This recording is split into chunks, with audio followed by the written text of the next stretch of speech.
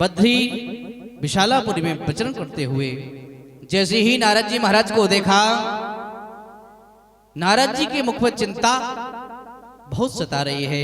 चारों भाइयों ने पूछा, बोले महाराज आप जैसा संत जो दूसरों के दुख को दूर करें, दूसरों की चिंता को दूर करें, आज स्वयं चिंतातुर हो रहा है, क्या कारण है, क्या बात है?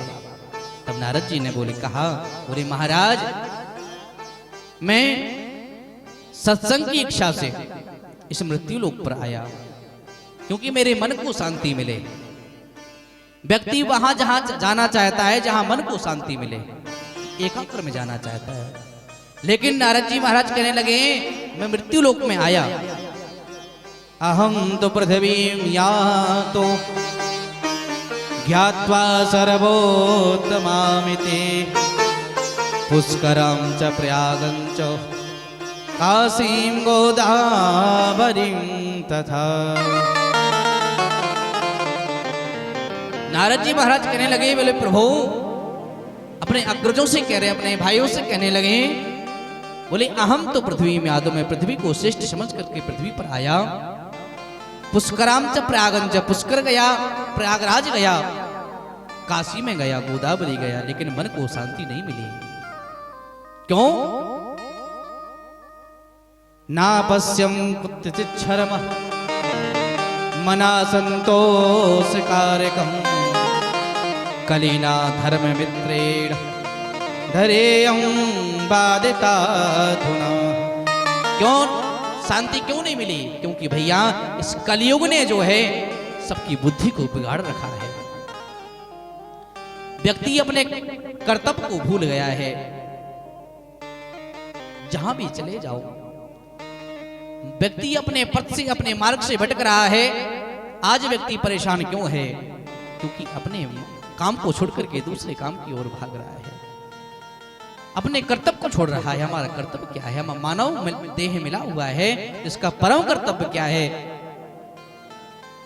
इसलिए भैया आपने देखा होगा 84 लाख योनियों में ये जो महामारी चल रही है ना, किसी को नहीं सता रही है, सिर्फ मानव। ये संकट मानव के ऊपर क्यों आ रहा है? क्योंकि मानव ही अपने मार्ग से भटक रहा है।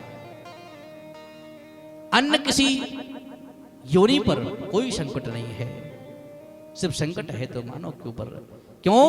कलिना धर्म मित्रेण धैर्यं बाधिताधुना। भैया इस कलयुग ने व्यक्ति की बुद्धि को बिगाड़ दिया है। ये बुद्धि कैसे सुधरेगी?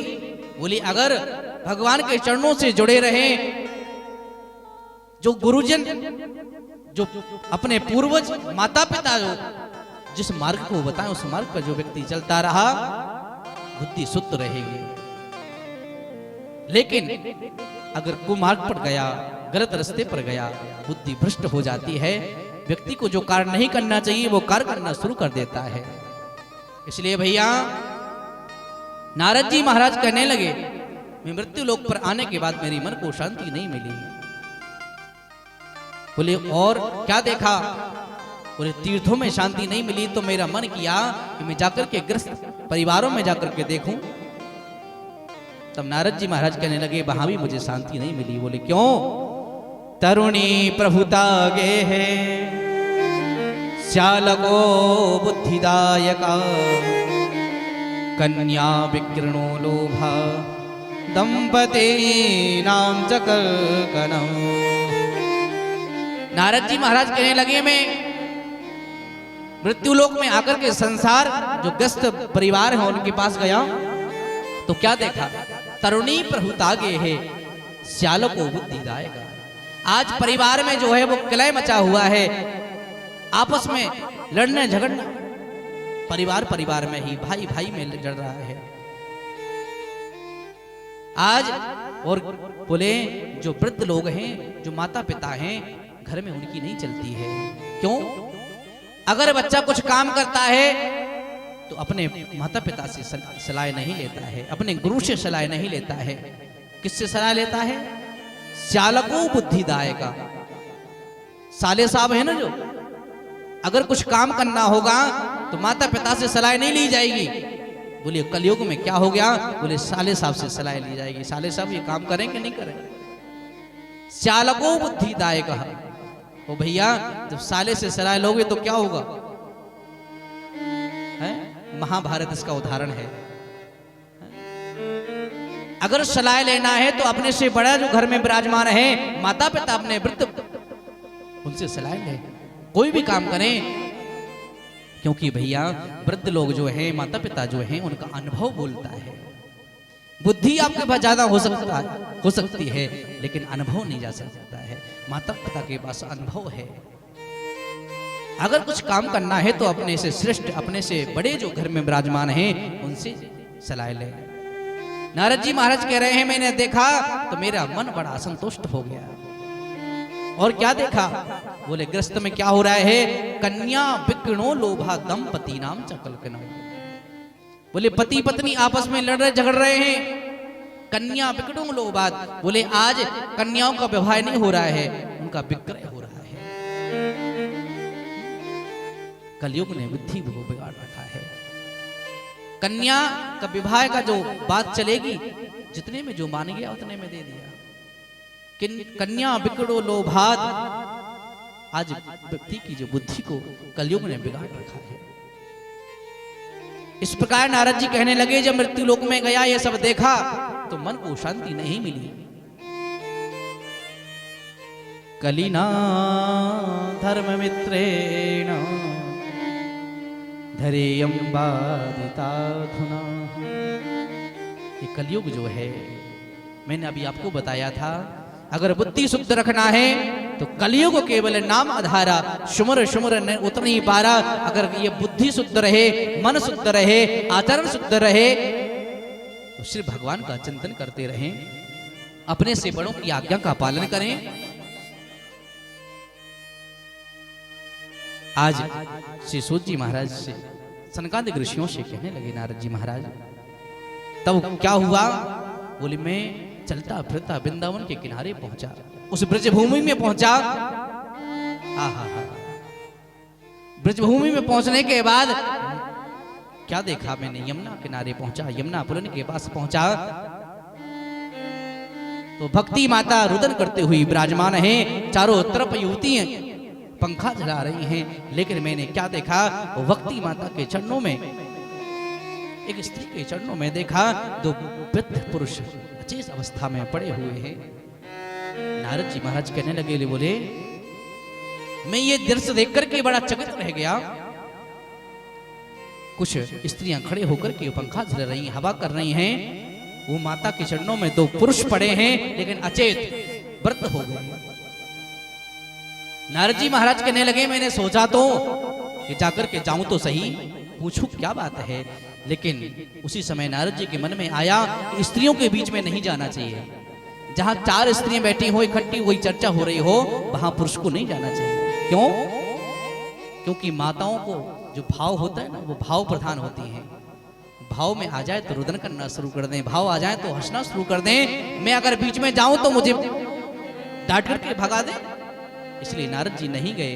लेकिन उसी समय आवाज आई, नारद जी जाने लगे, भो भो साधु छड़म तिष्ठ न चिंतामपि नाशय। नारद जी महाराज कहाँ जाते हो? उसी समय आवाज आई, नारद जी को बुलाया है। आज नारद जी महाराज ने उस माँ से पूछा है, देवी से पूछा है, आपके दुख का कारण क्या है? आप रुदन क्यों कर रही हैं? और आपके चरणों में, आपके पास जो पुरुष पड़े हुए हैं, कौन है? कामिमो का इमा, ये कौन है? तब कहा, नारद जी से हाथ जोड़ करके कहने लगे, मैं स्वयं भक्ति हूं और मेरे चरणों में जो ये बालक पड़े हुए हैं, ये मेरे ही पुत्र हैं। बोले ये ज्ञान और वैराग्य। बोले मेरा नाम भक्ति है। मैं द्रविड़ देश में उत्पन्न हुई, कर्नाटक में गता, मैं कर्नाटक में रही, जगह जगह जाकर के मेरी बहुत ख्याति प्राप्त हुई। लेकिन जब इस ब्रजभूमि में आई, मैं वृंदावन में आई, मैं तो मैं तो यौवान हो गई। और मेरे वृद्ध जो मेरे दो पुत्र हैं, ज्ञान और वैराग्य, इनको बुढ़ापा ने घेर लिया है। भैया जिस माँ के सामने उसके पुत्र वृद्ध हो जाएं, मूर्छित हो जाएं, उस माँ का दुख कितना हो सकता है। आज नारद जी महाराज के चरणों में निवेदन करते हुए कहती है, ऐसा कोई उपाय करें जिससे मेरे दो पुत्र जो है वो युवान हो, इनकी मूर्छा अवस्था है वो दूर हो। आज नारद जी महाराज कहने लगे, बोले महाराज माँ आप चिंता ना करें, क्यों? क्योंकि भगवान का नाम जो है कल्याणकारी है। उसी समय वेद वेदांत गीताश वेद पाठ मुहूर्त। आज नारद जी महाराज ने यत्न किया और एक बार नहीं कई बार उन दोनों अचेत अवस्था में पड़े हुए जो पुरुष हैं उनके कानों में वेदों की ध्वनि को गाया है, वेदों को गाया है, गीता को सुनाया है, उपनिषद को सुनाया है, लेकिन मूर्छा अवस्था दूर नहीं हुई। आज नारद जी महाराज चिंता तो हो जाते हैं, परेशान होने लग जाते हैं। बोले ऐसा क्या उपाय किया जाए, ऐसा क्या करना चाहिए जिससे इनकी मूर्छा दूर हो। आज उसी समय आवाज आती है, आकाशवाणी होती है, सत्कर्म सोच को नूनम ज्ञान यज्ञ इसमें तो बुदई श्रीमद् भागवतालापा सतु गीता सुखा देवी। अरे नारद जी महाराज इनकी मूर्छा को दूर करना है तो एक ही उपाय करो। बोले क्या? श्रीमद् भागवतालापा, इनको श्रीमद् भागवत सुनाइए। तब नारद जी महाराज चिंतातुर हो गए। बोले महाराज मैंने गीता को सुनाया है, वेद को सुनाया है, उपनिषद सुनाए हैं, और बोले भागवत क्या है? वेद रूपी कल्प वृक्ष का जो पका हुआ फल है वही श्रीमद् भागवत है। वेद से निकला हुआ जो शास्त्र है वही भागवत है। तो जब वेद से कुछ नहीं हुआ तो भागवत से क्या होगा? सनकादिक महाराज कहने लगे, बोले प्रभु नारद जी महाराज वेद क्या है? एक वृक्ष है, कल्प वृक्ष। उस कल्प वृक्ष का पका हुआ फल क्या है? बोले भागवत। आप ये बताओ कि वृक्ष में स्वाद होता है या वृक्ष के फल में स्वाद होता है? फल में स्वाद आएगा ना। फल को ना खाकर के यदि आप वृक्ष को खाना शुरू कर दें, पत्तों को खाना शुरू कर दें, स्वाद आएगा? नहीं आएगा। यदि स्वाद लेना है तो फल को खाना पड़ेगा। सनकादिक ऋषियों ने कहा है अगर आपको भक्ति के दो पुत्र जो हैं उनकी मूर्छा को दूर करना है तो भागवत को सुनाइए, उनकी मूर्छा दूर अवश्य होगी। आज नारद जी महाराज उसी समय निवेदन करने लगे, चारों भाइयों को बुलाया है। ये चर्चा कहाँ हो रही है? बद्रीनाथ में, विशालापुरी में। और अब नारद जी महाराज ने निवेदन किया है, बोले यहाँ हर कोई नहीं आ सकता क्योंकि बद्रीनाथ धाम जाना बड़ा मुश्किल है। तो बोले अगर ये सत्संग का लाभ सबको देना चाहते हैं तो ऐसी जगह चर्चा की जाए जहां सब लोग लाभ ले सके। क्यों? क्योंकि हमारे चौबे जी घर में भी करा सकते थे कथा को, घर में भी हो सकती थी। कथा है जहां मंच लग सके, 4 लोग बैठ करके भी सुन सकते हैं, लेकिन जहां ज्यादा से ज्यादा लोग लाभ ले सके, अपना जीवन सुधार सके, जो गलत मार्ग की ओर जा रहे हैं वो सही मार्ग पर आ सके, ऐसा सुंदर आयोजन अच्छी जगह करना चाहिए। जगह हो 4 लोग वहां आ सके, सुन सके, लाभ ले सके। इसलिए नारद जी महाराज ने कहा इस विशालापुरी से चल करके हरिद्वार चलें, जहां हरि का द्वार हो उसी का नाम है हरिद्वार। विशालापुरी से उतर करके चारों भाई सनक सनंदन सनातन संत कुमार हरिद्वार में आए हैं। आज एक एक करके व्यास मंच बनाया है, चारों भाई सुनने लगे हैं। श्रोता बनकर के नारद जी महाराज विराजमान हैं और भक्ति माता को बुलाया है, हे माँ आप अपने पुत्रों को लेकर के हरिद्वार पधारें और आपके निमित्त ये भागवत हो रही है। और भागवत की कृपा से ये आपकी जो दोनों पुत्र हैं इनकी अचेत अवस्था दूर हो सके। तो भैया हम आप सबसे यही कहेंगे, जिनके जीवन में अभी तक संकट ही संकट छाया हुआ है, कष्ट ही कष्ट आया हुआ है, इस 7 दिन आकर के अपनी जीवन को धन्य करें। जिसने मन लगा करके भागवत को सुन लिया, श्रवण कर लिया, उसका धन्य जीवन है। आज ये भागवत का सप्ताह दिवस प्रारंभ हुआ है। जिस प्रकार सनक सनत चारों भाई कथा शुरू की है, यहाँ भी देवी जी के चरणों में विराजमान होकर के, उनकी गोद में विराजमान होकर के हम सभी श्रोतावृंद, समस्त नगरवासी ये कथा सुन रहे हैं। आज प्रथम दिवस की कथा को प्रारंभ करते हुए अपनी वाक पुष्पांजलि ठाकुर जी के चरणों में निवेदित करेंगे, क्योंकि आज का पहला दिन जो है सभी भक्त दूसरे काम में व्यस्त रहते हुए बड़े थके हुए हैं। कल का जो ठीक समय रहेगा वो 3 से 6 रहेगा। पावन कथा जो है कल से हम सभी लोग, ये 7 दिन भैया हैं, 7 दिन ही रहते हैं। 7 दिन में जन्म होता है, 7 दिन के अंदर ही जाना पड़ता है, और ये 7 दिन जिसने धन्य कर लिए वो मुक्त हो गया। इसलिए भैया ये बार बार अवसर नहीं प्राप्त होता है। तो आइए 2 मिनट भगवान का नाम संकीर्तन करते हुए आरती के माध्यम से आज की अपनी वाक पुष्पांजलि को ठाकुर जी के चरणों में निवेदित करते हुए। हो मेरे श्याम सलोने सरकार, हो मेरे श्याम सलोने सरकार, बना दो बिगड़ी मेरे श्याम सलोने सरकार, बना दो बिगड़ी मेरी।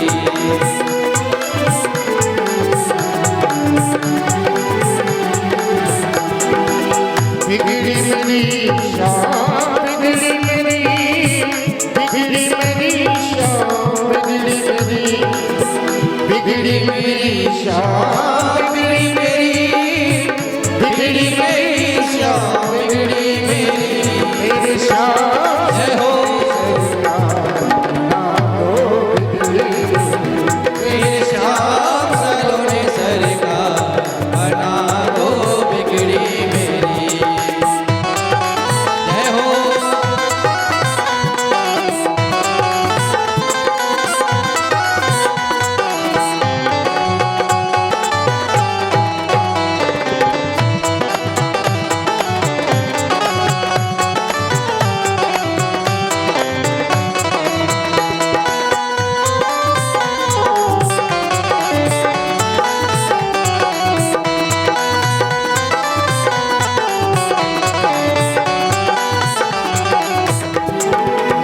अगली हमारी मर्जी तुम्हारी, वृंदावन के बांके बिहारी, वृंदावन के बांके बिहारी, वृंदावन के बांके बिहारी। अर्जी हमारी मर्जी तुम्हारी, वृंदावन के बांके बिहारी, वृंदावन के बांके बिहारी। मेरे जीवन के जय हो मेरे श्याम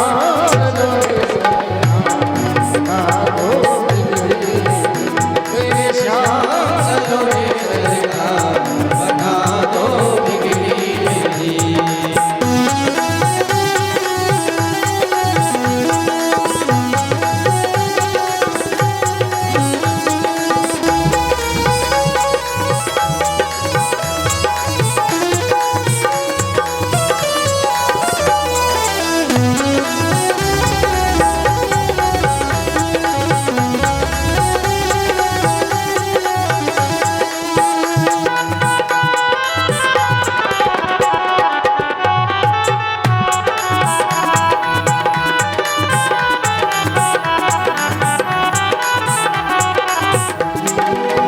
मुरली मनोहर नंद के लाला, यशोदानंदन मदन गोपाला, यशोदानंदन मदन गोपाला, यशोदानंदन मदन गोपाला।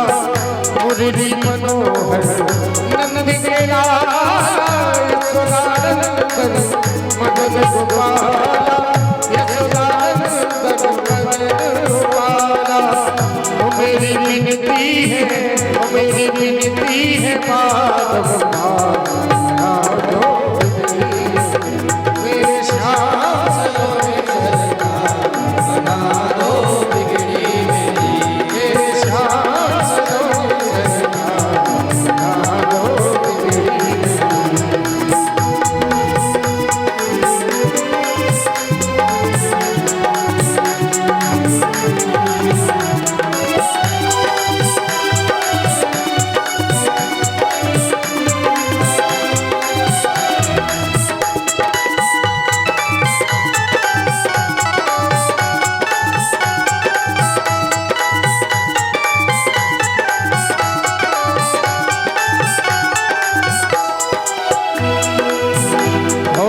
सुना है जो तेरी शरण में आए उनके सब दुखड़े मिट जाए उनके सब दुखड़े मिट जाए उनके सब दुखड़े मिट जाए सुना है जो तेरी शरण में आए उनके सब दुखड़े मिट जाए उनके सब दुखड़े मिट जाए इस सेवक से जो नहीं प्यार दो बिजली मेरे श्याम सलोने सरकार